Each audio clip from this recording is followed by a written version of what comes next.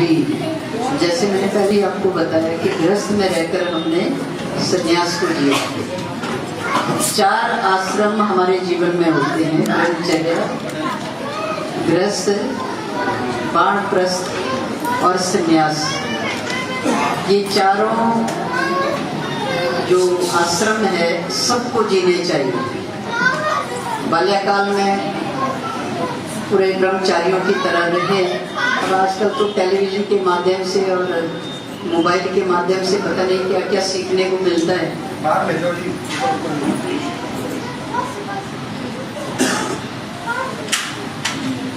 और गृहस्थ में आकर पूरे गृहस्थी बने।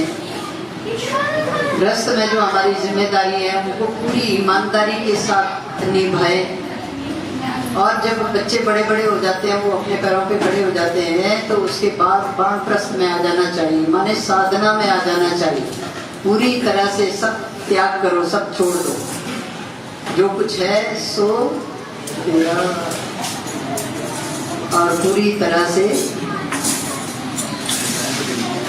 और फिर चौथा जो आश्रम है वो है संन्यास। संन्यास माने अब अपने आप को जानना है। अभी हमारे पूज्य गुरुदेव जी कल कह रहे थे और अभी महाराज जी भी कह रहे हैं कि ये सब चीज़ें छोटी नहीं है, बहुत बड़ी उपलब्धि है हमारे जीवन में।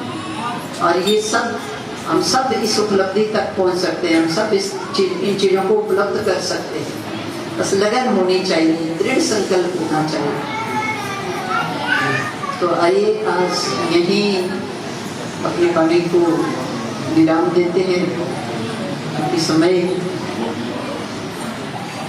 सब बच्चे आज तो हमने कहा कि रात को भी जगे होंगे, कुछ खाया भी होगा, नहीं खाया, लेकिन यहाँ पता नहीं चलता। नाथ की ऐसी कृपा है कि कई कई दिन ना खाने को मिले, ना भोजन मिले, ना पानी मिले, तब भी ऊर्जा एनर्जी कम नहीं होती।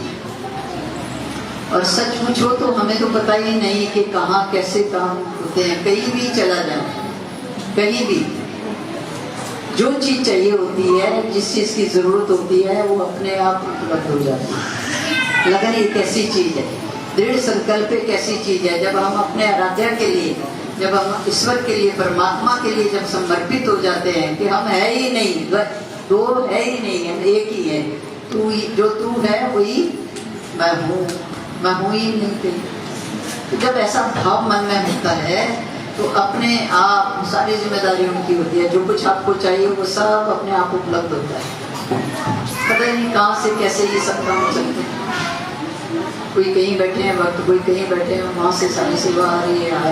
हमें बताइए कैसे होते हैं सारे। तो ये लगन की बात है, समर्पण की बात है।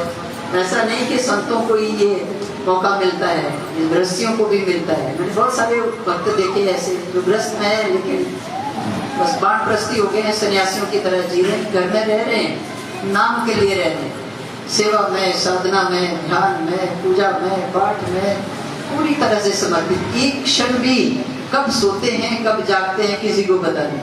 भाई जीवन सार्थक करना है। ये जो जिस उपलब्धि के लिए, जिस कार्य के लिए, जिस चीज के लिए हमें ये जीवन मिला है, इस जीवन को सार्थक करना है। तो ये चर्चा तो यूं ही आजीवन चलती रहेगी। तो आइए आज वाणी को यहीं विराम देते हैं। बोलो मां महादेव।